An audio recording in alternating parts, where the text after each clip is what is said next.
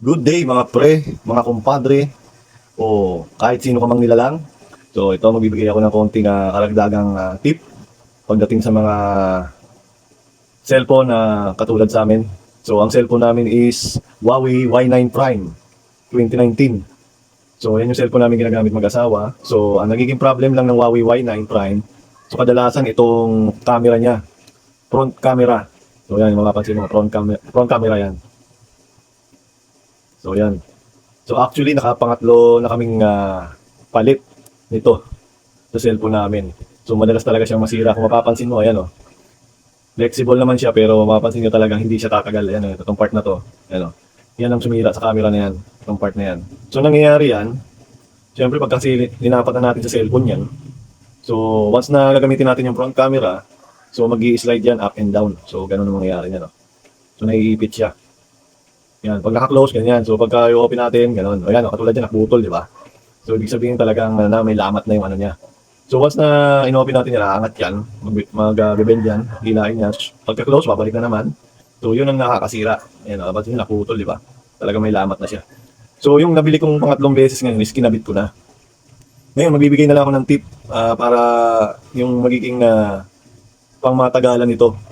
So, ang bibigay kong tip sa inyo is lalagyan nyo siya ng tape. Di ba pag bagong bili nyo lang, usually ang info na to para sa mga cellphone technician. So yun, para magkaroon na rin kayo ng knowledge sa mga ganitong cellphone at marunong naman magpalit ng ganito. At sa mga cellphone technician na hindi pa ginagawa yung ganito. So ang remedyo niyan para hindi madalas masira, actually nakakapalit pa lang namin nun. Ilang buwan lang siguro, wala pang 6 months. Maswerte na siguro maka 4 months ang itatagal ng ganito mga camera. Nasisira agad. So, yan ang nagiging madalas sa sira niya. So, ang ginawa ko, naisip ko niyang paraan. So, putol na eh. So, ito, kakain ng tape. Ganito, yan. Makita ulit na. Focus natin.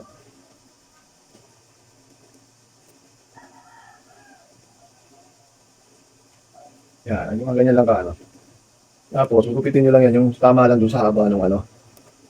Bawas lang kayo dito ng konti, yan. Ito yung magsisilbing proteksyon ng front camera na yan. Para humaba yung buhay niya. So ito kasi naputol na eh. Bigla siya naputol kanina. Kung gagawin nyo lang naman yan, example, ay baba ko na lang muna ito. Yan. Yung pinakadulo kasi nyo nito. Yan, diba? Sa terminal yan. Parang ganyan lang gagawin nyo. Sasaktuin nyo lang siya. Namabalutan siya. Yan. Tapos, ikat nyo lang yung sobra. Basta sakto lang siya doon. Tapos iikot nyo lang siya dyan. Isang ikot lang. Malagyan din yung kabila. Yan. Kumbaga parang binalutan nyo lang ng scotch tape. Yan, yan.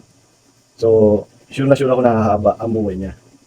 Compare sa, nilagyan mo lang siya ng kumbaga diniretso mo lang doon sa cellphone mo. So, kahit pa paano, hindi siya matutupiin ng ganun-ganun basta-basta. Kung i-bend siya. Ito, aluma na itong ginawa kong sample sa inyo. So, naputol na siya. Ito yung sira ko, yung huling nasira ko. So yung nakakabit ngayon sa ginagamit ko na camera is bago na yung front camera niyan. So yun lang, sana makadagdag ng impormasyon at makatulong. So pagka nilapat nyo na yan dun basta isang ikot lang ng tape para hindi siya masyadong kakapal. So pag nag-up and down siya, no-open yung front cam. Kahit pa paano, may protection siya. Yung nilagyan natin na scotch tape na yan. Hindi na, kumbaga, medyo titibay siya. So yun, sa mga pre, sana nakatulong to. Lalo na sa mga cellphone technician dyan. So ganito lang gawin nyo. Sa mga may cellphone na Huawei Y9 Prime or kahit anong brand ng cellphone na mayroong ganitong klase ng front cam, yung umaangat baba, umataas baba. So applicable naman siya doon. Ganito ang gawin nyo para humaba yung buhay nyo. So sana makatulong. So huwag natin kalimutan na i-like, in-share itong video na to para din sa kaalaman ng iba. At pakipollow na rin po ng page ko. Suporta na lang bilang isang creator at nagbibigay informasyon sa mga kapwa natin naghahanap buhay.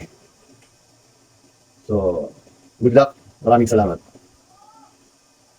Mga pre, sa mga gusto maglaro at kumita, punta lang po sa Wagi 777. Andyan po yung link diyan sa comment section, nakapin po yan. So click nyo lang yung link, then put username, password, then confirm password, email, and cellphone number. Siyempre, apply natin yung code. Then, wag din kakalimutan, 18 above ang pwede lang pong maglaro nito. Then pwede rin i-link ang Facebook account or Gmail account, then register.